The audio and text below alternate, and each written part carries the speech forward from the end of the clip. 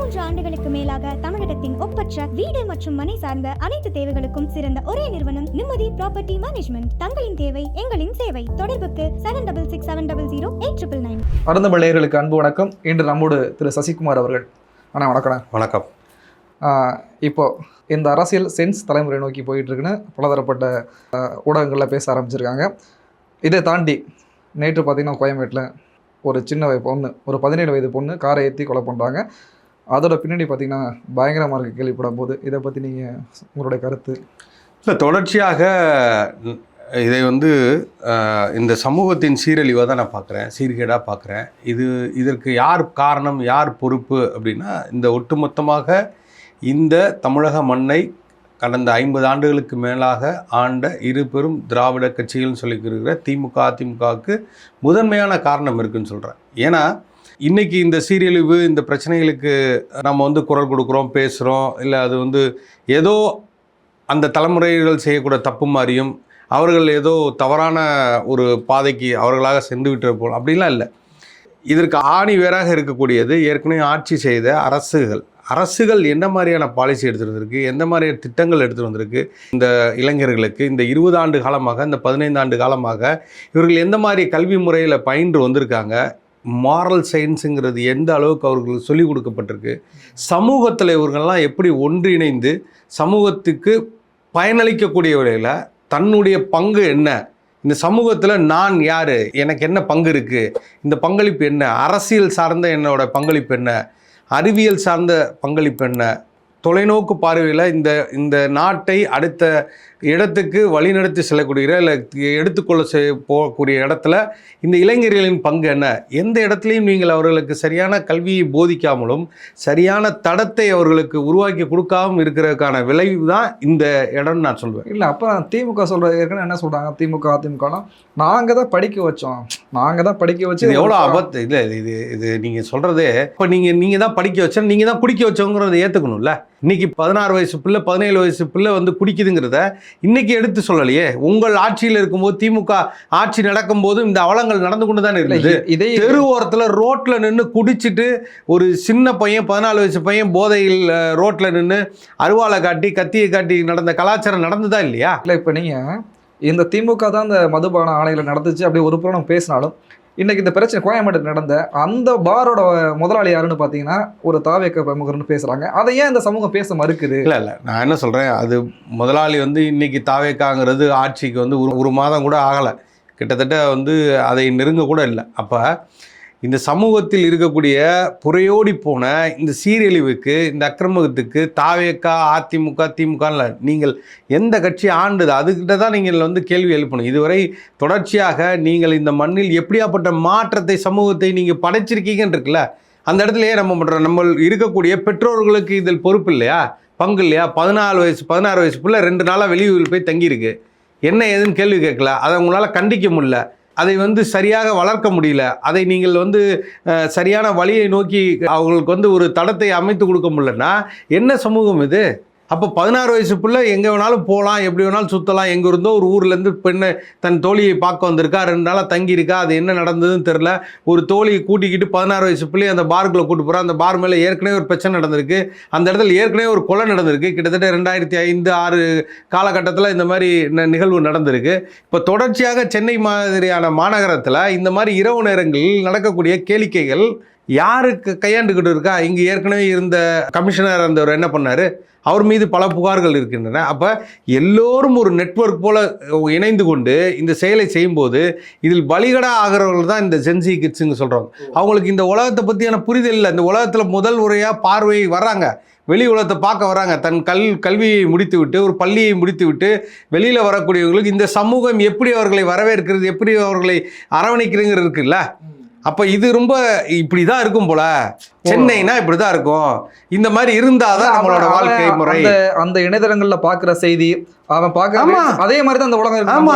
இல்லை, இதை தாண்டி நம்ம புத்தகங்கள்ல இருக்கக்கூடிய செய்திகள் இதெல்லாம் நினைக்கிறது. அதுக்கு நீங்க கொண்டு போலையே, நீங்களே சினிமா தானே முன்னுதாரணம் இருக்கீங்க. அரசியல் இருக்கக்கூடியவர்களே சினிமாவை வைத்து தான் நீங்கள் உங்கள் அரசியல் வியாபாரத்தை, அரசியல் வாழ்க்கையை நீங்க மேம்படுத்திக்கிறதுக்கு சினிமாவை தானே முதன்மையை பயன்படுத்துறீங்க. இங்க நீங்க சொல்ற இப்ப நீங்க பேசுறீங்க ஜென்சி க்ரௌட்னால தான் என்னோட வாழ்க்கை போச்சு, என்னோட அரசியல் வாழ்க்கை இப்படி ஆயிடுச்சு, நாமெல்லாம் வந்து சென்சியை சரியாக புரிஞ்சுக்கலன்னு இன்னைக்கு நீங்கள் வந்து கூட்டம் போடுறீங்க, சென்சி டிஎம்கேன்னு சொல்லி ஒரு பெரிய ஒரு கருத்தரங்கம் நடத்துறீங்க. இதெல்லாம் கண்கட்டதுக்கப்புறம் சூரிய நமஸ்காரம் பண்ணி என்ன பிரயோஜனம்? நீங்கள் ஒட்டுமொத்தமாக இந்த சமூகத்தை நீங்கள் ஒருவேளை திமுக கல்வியில் சிறந்த தமிழ்நாடுக்கு யாரை கூப்பிடுறீங்க? யாரை கூப்பிட்டீங்க நீங்க? நடிகர்கள், துணை நடிகர். கேவலமா இல்லையா அது? இது ஒரு அயோக்கியத்தனமா இல்லையா? அதை செய்த வெக்கமா இல்லையா உங்களுக்கு? சினிமாவையும் மதுவையும் வைத்துக்கொண்டு நீங்கள் உங்கள் அரசியல் லாபத்துக்காக இந்த பிள்ளைகளை நீங்கள் பலிகடாக்குனீங்களா இல்லையா? நீங்க ரீல்ஸ் போடலையா? நீங்க தவறா நீங்க சினிமா நடிகர்களை கூட்டு வந்து உங்க குளத்தூர் தொகுதியில் ஆட விடலையா? அப்ப அவமானமா தெரியலையா? அப்ப சென்சி கிட்ட நீங்க எப்படி பார்த்தீங்க? நீங்கள் கேவலமாக தானே பார்த்துருக்கீங்க. அந்த பிள்ளைகளை அவர்களுக்கிடம் இருக்கக்கூடிய நம்பிக்கையை சிதைத்தது நீங்கள் தானே. அவர்களை மடைமாற்றி நீங்கள் கொண்டு நீங்கள் என்ன சொல்கிறாங்கன்னா, பாருங்கள் எல்லாம் வந்து அரசியல் தாண்டி சினிமானால எல்லாத்துலேயும் போயிட்டாங்க, நாம் அவங்கள பார்க்க தவறிட்டோம் அப்படின்னு திமுக சொல்கிறாங்க. எல்லா கட்சிகளுக்குமே ஒரு பொதுவான இது இருக்குது. நான் என்ன சொல்கிறேன், இத்தனை இளைஞர்களும் இந்த காரணத்துக்காக நாங்கள் வந்து இந்த தாவேக்காவுக்கு ஓட்டு போட்டோம், இல்லை இதுக்காகத்தான் நாங்கள் வந்து திமுகவுக்கு ஓட்டு போடல, ஏதாவது ஒரு காரணம் இருக்கா? நீங்கள் என்ன மறைக்கிறீங்க அப்படின்னா, நீங்கள் 2021 26 வரைக்கும் செய்த அட்டுழியங்கள் இருக்குல்ல, அராஜகங்கள் இருக்குல்ல, கட்டுக்கடங்காத உங்களோட லாபிக்கள் செய்த அட்டுழியங்கள் இருக்குல்ல, இந்த மக்களுக்கு நீங்கள் சாராயத்தை ஊற்றி கொடுத்ததாகட்டும், தொடர்ச்சியாக மதுவை பழக்கத்துக்கு கொண்டு வந்ததாகட்டும், இதெல்லாம் மறந்துடுறீங்க. நீங்க அதை மறைக்கிறீங்க. மறக்கல, அவங்க இதை மறைச்சிடுறாங்க. அதை தான் சொல்றேன். அதை நீங்க மக்கள் எல்லாம் மறந்துட்டாங்க நீங்க நினைக்கிறீங்க. ஏதோ செஞ்சு நாங்கள் செய்த சாதனைகளை பார்த்து சரிதான். இதுல என்னன்னா, பல கிராமங்களில் கூட போய் பார்த்தீங்கன்னா பல பேர் வெறும் மஞ்சள் கயிறு போட்டுட்டு அந்த குடும்பத்தில் பல தாலியை அறுத்து, அந்த மஞ்சள் கயிறு இல்லாமல் எத்தனையோ பேர் இந்த குடிப்பழக்கத்துக்கு ஆளாகி அந்த குடும்பம்ல அழிஞ்சிக்கிட்டு இருக்கு. அப்போ அவங்கள எவ்வளவு வழிகளை தாங்கி இருப்பாங்க. இந்த வழிகளை நீங்க பேசாம கடந்து போனதுனால தான் இப்போ இவ்வளவு பிரச்சனைகளை நீங்க சந்திக்கிறேன்னு சொல்ல வரீங்களா? நீங்க உறுதியா நான் அதான் சொல்றேன். இதை வந்து நம்ம ஆக்கப்பூர்வமாக அவங்க இன்னைக்கும் சிந்திக்காம இந்த திமுக ஒட்டுமொத்தமாக தான் யோக்கியம் மாதிரியும் யோக்கிய சிகாமணி மாதிரியும் இன்னைக்கு நாங்கள் தான் ரட்சகர்கள் மாதிரியும் இந்த அயோக்கியத்தனத்தை செய்துவிட்டு மறுபடியும் இந்த இளைஞர்கள் இதை வந்து தவறாக கொண்டு போகிறாங்க. அது ரொம்ப தப்புங்கிற. நீ வந்து சுய பரிசோதனை என்ன செய்யணும்னா, ஏன் தப்பு பண்ணோம்? சாராயத்துக்கு மேலே இத்தனை ஆண்டுகளாக சாராயத்தினால இத்தனை லட்சம் மக்கள் பலியாயிருக்காங்களே, இத்தனை குடும்பங்கள் நடுத்தர நிற்கிது, இதெல்லாம் நீ பேசு, இதையெல்லாம் கொண்டு போய் பேசு. சென்சி கிரவுட் அவங்க நீங்க இந்த இதை தாண்டியும், இந்த மதுபானத்தை தாண்டியுமே இன்னொன்று என்ன இருக்குன்னா, கல்வி. நீ கல்வியே நீங்க தரம் எப்படி போயிருச்சுன்னு உங்களுக்கு தெரியும் இப்போதைக்கு. கரெக்ட், நீங்க சொல்றது அதை தான் நானும் சொல்ல வரேன். நான் முதல்ல அதான் சொல்கிறேன், இந்த மாரல் சயின்ஸுங்கிறத சொல்கிறவன்ல, இந்த மக்களை, இந்த இளைஞர்களை நீ நல்வழிப்படுத்தியிருந்தனா, அவனுக்கு சுய சிந்தனையை நீ ஊட்டியிருந்தனா, அவனை தனியாக சிந்திக்கக்கூடிய திறனை நீ ஊட்டியிருந்தனா, அவன் இன்னைக்கு சரியான தேர்ந்தெடுப்பான். சினிமா வேறு, இன்னைக்கு உடனே படத்தில் நடித்தார், வந்தார், ஒருத்தன் பிளாக் டிக்கெட்டில் விற்றா, அவனுக்கு வந்து போஸ்ட் ஒட்டினா, படத்துக்காக போஸ்ட் ஒட்டினா. அப்போ நல்லா யோசிச்சு பாருங்கள், நீங்கள் இவ்வளோ சாதனை செஞ்சுருக்கேன்னு சொல்கிறீங்க, இதையெல்லாம் தாண்டி இத்தனை லட்சம் மக்கள் வந்து நான் வந்து முதல் தலைமுறையை படிக்க வச்சேன், இவர்களுக்கு கல்வி கொடுத்தேன், இல்லை இந்த பெண்களுக்கு வாழ்வை உயர்த்துறதுக்கு நான் வழி கொடுத்தேன், எல்லாம் சொல்கிறீங்களா? எல்லாம் கொடுத்தேன்னு சொல்கிறேன்ல. ஆனால் இந்த பக்கம் பார்த்தீங்கன்னா, அந்த வேட்பாளர் இதுவரைக்கும் 30 ஆண்டுகளாக முதல் நாள் முதல் ஷோக்கு டிக்கெட் விற்றவன், பிளாக் டிக்கெட் விற்றவன், முதல் நாள் முதல் ஷோக்கு போஸ்ட் ஓட்டினவன், தன் ரசிகர்களுக்காக பாலாபிஷேகம் பண்ணவன், தன் தலைவருக்காக ரசிகராக பாலாபிஷேகம் பண்ணவன், கட் அவுட் வச்சவன், கொடி பிடிச்சவன். அப்போ எந்த இடத்துல நீங்கள் ஒப்பிட்டு பார்க்கணும்? இப்படி இருக்கிறவனை விட்டுவிட்டு இப்படி இருக்கிறவனை நீங்கள் தேர்ந்தெடுத்தான்னா இது யாரோட தப்பு? யாரோட தப்பு? சரிதான். இப்போ நீங்கள் இந்த மதிப்பெண் இப்போ வந்து இந்த முடிவு வந்துருச்சு, இந்த தேர்வு முடிவுகள் வந்து இப்போ 12ஆம் முடிஞ்சு வந்துருச்சு. இப்போ எந்த கல்லூரியில் படிக்கணும், நம்ம என்ன பண்ணணும், எதையுமே அந்த சிந்திக்கிற திறனை இல்லாமல் இந்த இளைஞர்களை வந்து இப்படி போயிட்டாங்களங்கிற கவலை இருக்குது. அதை வந்து இந்த தாவேக அரசு அதை எப்படி கொண்டு போனால் எப்படி நல்லாயிருக்கும்? இல்லை, இதுக்கு தாவேக அரசுக்கு பொறுப்பு இருக்கிறதா அப்படின்னா நிச்சயமாக இருக்கிறது. ஏன்னா திருப்பியும் சொல்கிறேன், நீங்கள் வந்து இரு பக்கம் கூர்மையான இருக்கக்கூடிய ஆயுதத்தை நீங்கள் கையில் வச்சுருங்க, அது உங்களையும் மறுபடி தாக்கும். நீங்கள் தெரிந்தோ தெரியாமலோ அவர்கள் வந்து ஒரு கவர்ச்சியில், ஒரு வேகத்தில், ஒரு மாற்றம் வேணுங்கிற இடத்துல உங்களை வந்து இந்த தடவை அவங்க தேர்ந்தெடுத்திருக்காங்க. பெரிய வித்தியாசம்லாம் கிடையாது. நீங்கள் திமுகவுக்கும் இவர்களும் பார்த்தா 20 லட்சம் வாக்கள் வித்தியாசம். 1.5 கோடி வாக்குகளை இளைஞர்கள் ஒன்றும் தெரியாதுல்ல நமக்கு. அது தெரியாது. அப்போ ஒரு வேகத்தில் அவங்க செஞ்சுருக்காங்க அப்படின்னா, ஆனால் இந்த சமூகத்துக்கு நீங்கள் செய்ய வேண்டிய கடமைகள் நிறையா இருக்குது. நீங்கள் மறுபடியும் திமுக 2.0 செயல்படுத்திட்டு இருந்தால் நிச்சயமாக அதில் பாதாளத்துக்கு போவீங்க. அதோட நீட்சியாக தான் நான் பார்க்குறேன். நான் வந்து பெரிய ஒரு மாற்றத்தை இந்த 1 மாத காலமாக பார்க்கலாம். ஆனால் இதற்கு கொஞ்சம் காலம் எடுக்கும், ஒரு 6 மாத காலம் எடுக்கிறதுக்கான வாய்ப்புகள் இருக்குது. ஆனால் தாவேக்கா திருப்பி அதே தவறு தான் செய்யுது. என்னன்னா, இந்த இளைஞர்கள் தன்னெழுச்சியாக தன்னிடம் வந்து விட்டார்கள், தனக்கு வந்து இது ஒரு பெரிய கெயின், பொலிட்டிக்கல் கெயின் அப்படின்னு நினைக்கிறாங்க. இது ரொம்ப ஆபத்து. இது பொலிட்டிக்கல் கெயின் கிடையாது. நான் திருப்பியும் சொல்கிறேன், இவர்கள் நீங்கள் வெல்ல வேண்டும் என்று வாக்களிக்கல. நல்லா புரிஞ்சுங்க. ஒரு மாற்றம் வேணும்னு வாக்களிச்சிருக்காங்க. எப்படி நீங்கள் வெல்ல வேணும்னு சொல்லி வாக்களிச்சிருந்தாங்கன்னா மெஜாரிட்டியாக நீங்கள் 150 சீட்டுக்கு மேலே க்ளீன் ஸ்வீப்பில் ஜெயிச்சு வந்திருப்பீங்க. ஒருவேளை உங்கள் ஆட்சி எப்படி இருக்கும் நாங்கள் பார்க்கணும்னு நினச்சிருப்பாங்க. திரையில பார்த்த மாதிரி இங்கே இருக்குமோ அப்படின்னு நினச்சிருப்பாங்க. இந்த மோகத்தில் சில பேர் வாக்களிச்சிருக்காங்க. சில பேர் நம்ம சொன்ன மாதிரி குழந்தைங்களோட வற்புறுத்தலுக்காக வாக்களிச்சிருக்காங்க. இல்லை திமுக மோசமாக தோக்க வேணும் என்று நினைச்சு வாக்களித்தவங்க எல்லாம் தான் இருக்குது. ஒரு பக்கமாக எல்லாம் இந்த திமுக நினைக்கிற மாதிரி ஜென்ஜி கிரௌடு போட்டதுனால தான் நாங்கள் தோத்துட்டோம், அது தவறு. அப்படி ஒரு வாய்ப்பு கிடையாது. எதை வச்சு அவங்க உறுதிப்படுத்துறாங்க? ஜென்ஸ் தான் அவங்களுக்கு போட்டுச்சு. ஏன்னா பல மகளிர்கள் போட்டிருக்காங்க, எவ்வளோ குழந்தைகளை சொல்லி பெரியவங்க போட்டிருக்காங்க. இதை எதை வச்சு அவங்க அந்த டேட்டா எடுத்தாங்கன்னு தெரியல. இல்லை அதுதான் அதோட தாக்கம் இருக்கு. ஆனால் இவங்கெல்லாம் அதை செய்யலையா அப்படின்னா திமுகவும் செஞ்சுருக்காங்க. திமுக செய்யாததா? திமுக செய்யாத பித்தலாட்டங்களா? திமுக பிரசாந்த் கிஷோரை வைத்து செய்யாத தகடு திட்டமா? எல்லா வேலையும் செஞ்சார்கள்.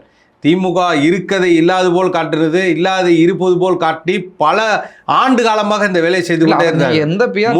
முழுக்க பிஆர் டீம் வந்து இவரை விளம்பரப்படுத்தியே இவர் செய்த சாதனைகள் மட்டும் சொல்லியே பண்ணாங்க. அதில் என்ன, நான் இன்னொன்று சொல்கிறேன், ரொம்ப உன்னிப்பாக அதை பார்க்க வேண்டியது, தவற விட்டாங்க. திமுக என்ன நினைச்சிருச்சு அப்படின்னா, தான் செய்த தவறுகளை நான் மறுபடியும் பல மறைச்சிருவோம் ஜெயிச்சிருவோம் நினைச்சிருப்பாங்களோ. என்ன நினைச்சாங்கன்னா, விஜய் அவர்களின் இந்த எழுச்சி இருக்குல்ல, இந்த ப்ரொபகண்டா இருக்குல்ல, இது வந்து தன்னை காப்பாற்றும் நினைச்சாங்க. இது வந்து இவங்களோட வெற்றிக்கு வழி. என்ன நினைச்சிட்டாங்கன்னா, தான் செய்த தவறுகளை, தான் செய்த குற்றங்களை, தான் செய்த அநீதிகளை மறைக்கிறதுக்காக இதை மேலோங்கி நிறுத்தணும் என்றா பக்கத்தில் சின்ன கோடுக்கு பக்கத்தில் ஒரு பெரிய கோடை போட்டு வைப்போம் அப்படிங்கிற மாதிரி எல்லா விஜயோட விளம்பரங்களாக இருக்கட்டும், விஜயோட காணொலிகளாக இருக்கட்டும், விஜயை பற்றியான ஊடகங்கள் பேசு பொருளாக இருக்கட்டும், இதெல்லாமே ஊக்குவிச்சாங்க, அனுமதித்தாங்க. இப்போ பேசக்கூடியவங்க, இந்த சில நாட்களாக பேசக்கூடியவங்க, அவர் வந்து வரும்போது பேசலை. அவர் வந்து தேர்தல் நாள் வரையுமே அவரை பற்றி அவங்க பேச இல்லை. அதுதான் பேசுனா இப்போ சைலண்ட் கில்லிங் தான். அது எப்படி நாம் தமிழர் கட்சி அவர்கள் இது பண்ணாங்களோ அதே மாதிரி விஜய் அவர்களை பேசக்கூடாதுன்னு நினச்சாங்க. ஆனால் அது அவங்களுக்கு வந்து பெரிய பின்னடைவு ஆனது. எதனால நான் சொல்கிறேன்னா, திமுக செய்த ஒரு அட்டுழியங்களை, அநியாயங்களை எதிர்கட்சிகள் ஒன்றிணைந்து இவரை இதை எப்படி சொல்கிறது, இவரோட வாக்குகளை சரிக்கிறதுக்கான வேலையை செய்துக்கிட்டு இருக்கும்போது விஜய் இடையில வந்தார். அப்போ இவங்க என்ன பேசினாலும் எடுபடல. அது நாம் தமிழர் கட்சியாக இருக்கலாம், அதிமுக, எல்லா கட்சிகளும் பேசுறது எதுவுமே பெருசாக எடுபடாமல் இருக்கிறதுக்கு விஜய் ஒரு காரணம் இருந்தார். அதனால இவருக்கு சுகமாக இருந்தது. நல்லா இருக்கட்டும், சரி, தப்பு மறையுது, இவர் வந்து வந்துட்டு இருக்காங்க, நம்ம எளிதா நம்ம பேசினது போயிடும்.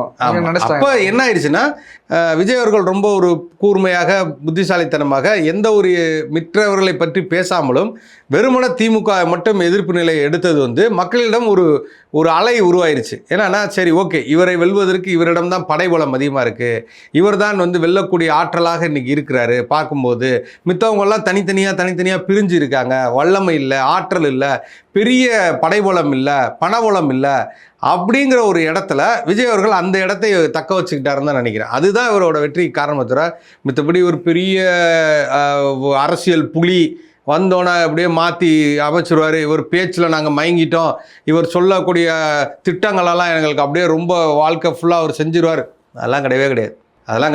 அப்படியே இவர் சொன்னதெல்லாம் செஞ்சிடக்கூடிய பரமாத்மா அப்படிலாம் நினைச்சாலும் போடல. அப்படி பேசுனவங்க தான் இப்போ எப்படி பேசுகிறாங்கன்னா, இல்லை அண்ணா ஆட்சிக்கு வந்ததுக்கு பிறகு இந்த அரசமைப்பு எப்படி இருக்கோ அதை வச்சுதான் இயங்க முடியும், நாங்க தனியா எதுவும் பண்ண முடியாது, ஒரு பாலியல் பிரச்சனைகளுக்கு தீர்வு எல்லாமே நாங்க கொடுக்க முடியாது அப்படின்னு சொல்றாங்க. இது முன்னாடி தெரியாதா? அப்ப எதுவுமே தெரியாம சினிமாக்குள்ள நடிச்சுட்டு இருந்துட்டு இப்பதான் புதுசா வர்றாரு, அப்படித்தானே? இல்ல தெரியும்ல. நீங்க சொன்ன மாதிரியே தான் இன்னைக்கு அந்த பள்ளிக்கல்வித்துறை அமைச்சர்கிட்ட வந்து கேட்கும்போது ஸ்கூல் எப்போ திறக்க போறீங்கன்னா, நம்ம இந்த 3 நாள் தள்ளி திறக்கலான்னு இருக்கோம் அப்படின்னு.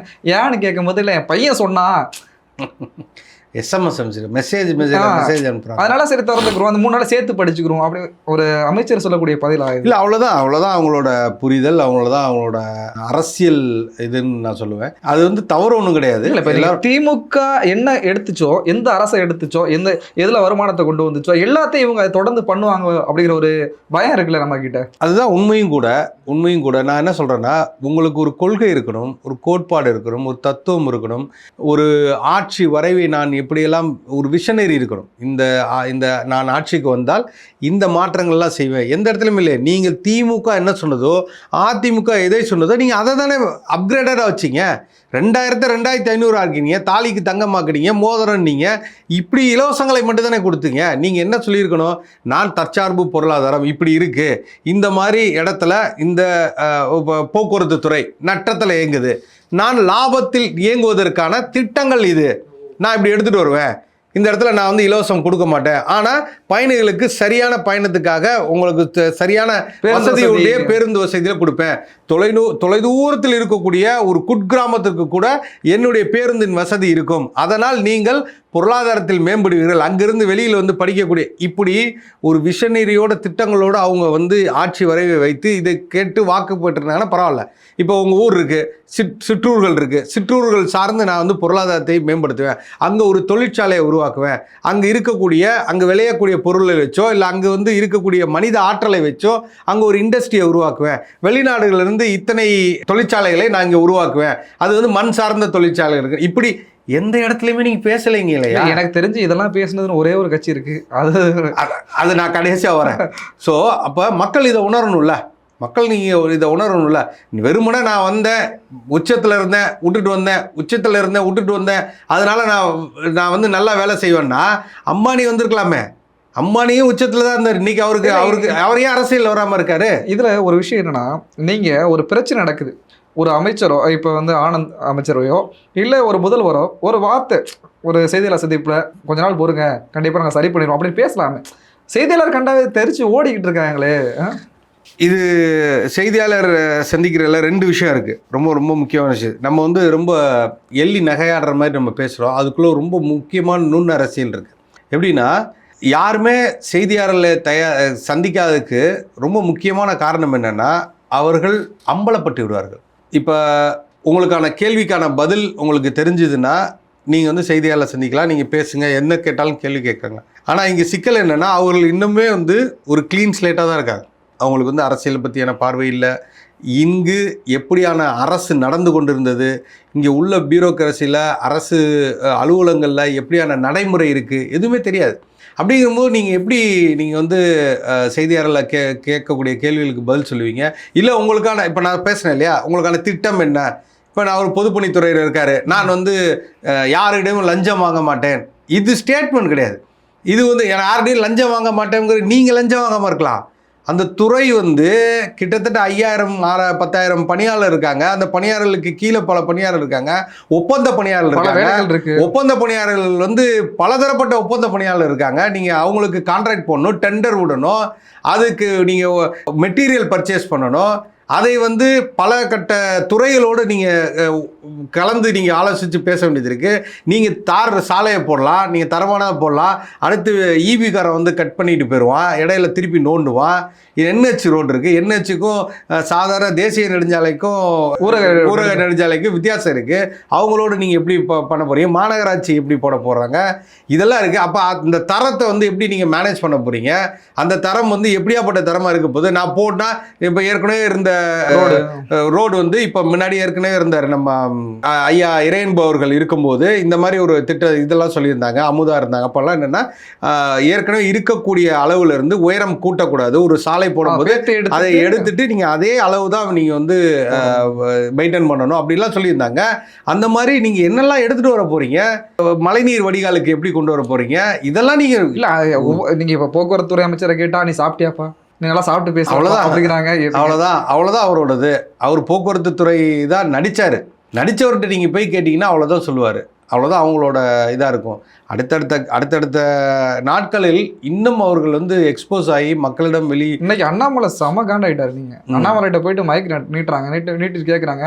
ஏன்கிட்டப்பா ஏன் கேட்குறீங்க, போய் முதல்வர்கிட்ட கேட்குங்கப்பா, எப்போ பார்த்தாலும் முதல்வர்கிட்ட போய் கேளுங்க, எங்கிட்ட நான் எல்லா தலைவர்களும் சொல்லிட்டு இருப்போமா பதில் அப்படிங்கிறாரு. இல்லை, இது நியாயமான கோபம் தான் நினைக்கிறேன். ஏன் நான் சொல்கிறேன்னா, இது அண்ணன் சீமான் அவர்களும் இதை வந்து கடைபிடிக்கிறாங்கன்னு நான் நினைக்கிறேன். இது ரொம்ப வரவேற்கத்தக்கது.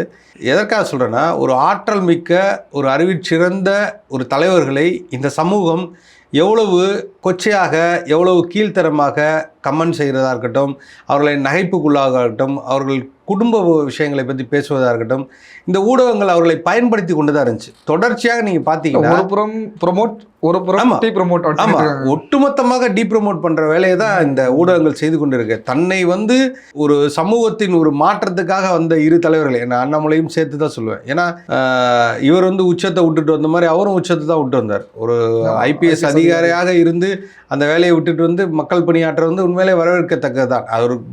அவர் கொண்டிருந்த சித்தாந்தம் மேலே நம்ம 1000 கருத்து வேறுபாடு இருக்குது, அது வேற.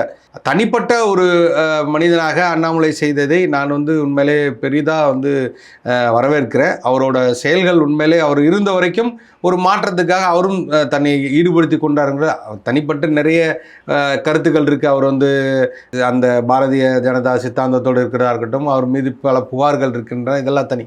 ஆனால் எந்த ஒரு இடத்துலையும் தனக்கு யாராவது ஒரு கேள்வியை கேட்டால் பயந்து ஓடினது கிடையாது. தைரியமாக பேசக்கூடியவர்கள் அண்ணன் சீமானுக்கு அப்புறம் எனக்கு தெரிஞ்ச அண்ணாமலை அவர்கள், அப்புறம் டிடிவி அவர்கள், இவர் 3 பேர் தான் எனக்கு தெரிஞ்சு ஊடகத்தை சரியாக சந்திக்கக்கூடிய நபர்களாக நான் பார்த்தவரை. அப்படியாப்பட்ட நபர்களை எல்லாம் இந்த ஊடகம் எவ்வளவு கேலிக்கு உண்டாக்குனது, அவர்களை எப்படி இருட்டடிப்பு செய்தது, தேர்தல் நேரத்தில் மிக மோசமாக, தேர்தல் நேரத்தில் ரொம்ப முக்கியமாக தேர்தல் நேரத்தில் எவ்வளவு இருட்டடிப்பு செஞ்சார்களா, அதெல்லாம் வந்து வரலாறு. இனி அவர்கள் அப்படித்தான் இருக்கணும். அந்த கேமரால இருந்தாலும் நம்ம பார்ப்போம். ஆமாம், இனி அப்படிதான் இருக்கணும்னு நான் நினைக்கிறேன். இனி அப்படிதான் இந்த தலைவர்கள். இந்த 2 மாத காலங்களாக அண்ணன் வந்து 2 செய்தியாளர் சந்திப்பு தவிர்த்திருக்காருன்னு நினைக்கிறேன். இல்லை, அண்ணன் சீமான் அவர்கள் உண்மையிலே வந்து யாருக்குமே அந்த கோபம் வரும், யாருக்குமே அந்த அறச்சீற்றம் இருக்கும். அப்போ நான் சொல்லாத செய்தி இல்லை, நான் பேசாத செய்தி இல்லை, நான் கற்பிக்காத செய்தி இல்லை, இந்த மக்களிடம் நான் நேரடியாக செல்லாத இடம் இல்லை. அப்படிங்கும்போது இந்த தலைவனை இந்த சமூகம் எப்படி பார்க்குங்கிறது போது நமக்கே வந்து கிட்டத்தட்ட 10-15 நாட்கள் ஆனது அந்த இதுலேருந்து மன வழியிலேருந்து வெளியில் வர்றதுக்கே. ஸோ அவரோ உழைப்பை போட்டு அந்த மனிதன் வந்து எல்லா இடத்துலையும் போய் ஒரு ஆசிரியராக, ஒரு பேராசிரியராக ஒரு கல்வியை போதித்து இந்த தலைமுறை பிள்ளைகளுக்கு அவர்களுக்கு ஏற்ற மாதிரி, நீங்கள் கேட்குறீங்க சினிமா நடிகரை தான் பார்க்குறீங்க, சினிமா தான் ஓகே, அந்த மோகத்தில் இருக்கக்கூடியவர்களுக்கு அது போலவே நம்ம வந்து செய்திகளை கொண்டு போய் கடத்துவோம். நம்ம பேசுகிறது சரியா இல்லாட்டியும் காட்சிகளை கொண்டு போய் சேர்த்தானாவது அவர்களுக்கு அது புரியும். இந்த சமூகம் எங்கே நோக்கி போய்கிட்டு இருக்கு, நாம் எங்கே இருக்கோம், எப்படியாப்பட்ட மாற்றத்தை நான் விதைக்க விரும்புகிறேன்னு ஒரு கனவை கொண்டு வந்து ஒவ்வொரு நாளும் 2 இடத்துல வந்து ஒரு பெரிய கூட்டத்தை போட்டு அதில் காணொளிகள் மூலம் பேசி தொண்டை தண்ணி வத்த பேசினார் இல்லையா, அது வந்து நீங்கள் செய்த துரோகம் தான் நான் நினைக்கிறேன். இந்த மக்கள் வந்து என்றைக்காவது ஒரு நாள் உணர்ந்து இந்த இளைய தலைமுறைகள் இந்த மாதிரி தலைவர்களை தேடணும்னு நான் நினைக்கிறேன். நீங்கள் பேசுகிறது வந்து ஜென்ஜி க்ரௌடு, நீங்கள் வந்து கொத்தடிமைகள்ங்கிறான், அவன்லாம் பேசுகிறான். ஒரு திமுக பையன் பேசுகிறான், ஐயோ எப்படி திமுக வருவாங்க இந்த இளைஞர்கள், எதை வைத்து உன்னிடம் திரும்புவார்னு நீ நினைக்கிறேன்? இன்றைக்கும் நான் கொத்தடிமையாக இருக்கிறது ப்ரௌடுங்கிற, ப்ரௌட் டு பி கொத்தூசுங்கிறான். இதுக்காடா நீ ஜென்சி மீட் போட்டீங்க? அவன் எந்த இடத்துல இருக்கான், நீ எந்த இடத்துல இருக்கீங்க? இன்றைக்கி நீங்கள் என்ன பண்ணுறீங்க? அவனுக்கு ஆள் சேர்க்குற வேலையை பண்ணுறீங்க. உன் கருத்தை அவரிடம் திணிக்கவில்லை, அவரிடம் நீ புகுத்தவில்லை, நீ மாறாக உன் அடிமைத்தனத்தை அவனிடம் சொல்லி இழுக்கிற. நீ அவன்கிட்ட எப்படி வருவான்? அவன் நானும் ஒரு அடிமை தான்டா, நான் அடிமைடா, இனி வர்றவனும் நீனும் எனக்கு இவங்களுக்கு அடிமையாக வந்துடுறான்னு கூப்பிட்ற மாதிரி இருக்கு, பிரகடனம் படுத்துற. நாங்கள்லாம் இத்தனை ஆண்டுகளாக எங்கள் அப்பாவுக்கு அப்பா வந்து கலைஞருக்கு அடிமையாக இருந்தார், எங்கள் அப்பா ஸ்டாலின் அடிமையாக இருந்தார், இப்போ நான் வந்து உதயநிதிக்கு அடிமையாக இருக்கிறேன், என் புள்ள அடுத்து இன்பநிதிக்கு அடிமையாக இருக்க போகிறான், வாடா ஜென்சி பீப்புள் அப்படின்னு கூப்பிட்ற மாதிரி இருக்குது. எப்படி வருவான் அவனை நீ மறுபடியும் நீ புதக்குழியில் தள்ளிட்டு நீ என்ன சொல்கிற, இவெல்லாம் கெட்டவங்கிற. நீ எப்படியாப்பட்ட நீ சிந்திச்சு பாரு. நீ அதிலிருந்து நீ வெளிப்பட்டு வா. உனக்கு என்ன நீ அதை பத்தி பேச மாட்டியே, நீ அதை பத்தி பேசு, அடுத்த தலைமுறையை பத்தி பேசு, அடுத்த தலைமுறை எப்படி சுதந்திரமா வாழ வேண்டும் என்று பேசு, அதுதான் ரொம்ப முக்கியம். ஒரு புறம் சென்ஸ் டிஎம்கே, சென்ஸ் டிவிக்கு, சென்ஸ் என்டிகே என்ன பண்ண போகுது, இந்த ஃபியூச்சர் எப்படி இருக்கும்? நல்ல கேள்வி அது. திருப்பி இந்த ஜென்ரேஷன் ஜி இருக்கு இல்லையா, அதை பற்றி நம்ம வந்து இடத்தோட நான் நிறைய பேசிட்டேன். இருந்தாலும் நான் சொல்ல வேண்டியது, இந்த புரிதல் இல்லை, அவர்கள் வந்து தடுமாற்றத்தில் இருக்காங்க, இல்லை அவர்கள் வந்து தப்பான வழிக்கு செல்கிறாங்க அப்படின்னு நம்ம பொதுமைப்படுத்திட முடியாது. அது வந்து டிவிகேயில் இருக்கக்கூடிய இளைஞர்களாக இருக்கட்டும், என்டிகேயில் இருக்கக்கூடிய இளைஞர்களாக இருக்கட்டும், இல்லை திமுகவை நோக்கி செல்லக்கூடிய இளைஞர்களாக இருக்கட்டும், எல்லாருக்குமே நான் சொல்லக்கூடியது அதுதான். அவர்கள் வந்து டோன்ட் ஜஸ்ட் அண்டர் எஸ்டிமேட்டுன்னு நான் சொல்லுவேன். அவங்கள வந்து சாதாரணமாக எடை போடாதீர்கள். They are very clever, they are very shrewd. அவங்களுக்கு தேவையானதை, அவங்களுக்கானவற்றை நாம் சரியானதை கொடுத்தோம் என்றால் அவர்கள் எடுத்துக்கொள்ள தயாராக இருக்காங்கன்னு தான் நான் சொல்லுவேன். அவர்களை நாம் எந்த இடத்துல வைத்து பார்க்குறவங்க தான் ரொம்ப முக்கியம்னு நினைக்கிறேன். நம்ம அவங்களை தப்பாகவே ப்ரொமோட் பண்ணிடக்கூடாது. ஏன்னா அவங்களோட எதிர்காலம் இல்லை, அது ஒரு அரசியல்வாதிகளுக்கு அழகல்ல, அரசியல் செய்வோர்களுக்கும் அழகல்ல. ஏனென்றால் இந்த சமூகம் ஒரு மாற்றத்தை நோக்கி போகிறது என்றால் நம்ம வந்து ஒட்டுமொத்தமாக அவர்கள் வந்து தவறானவர்கள் என்றும் இதற்கு முன்னாடி இருந்தவர்களெல்லாம் நல்லவர்கள் என்றும் சொல்லிட முடியாது.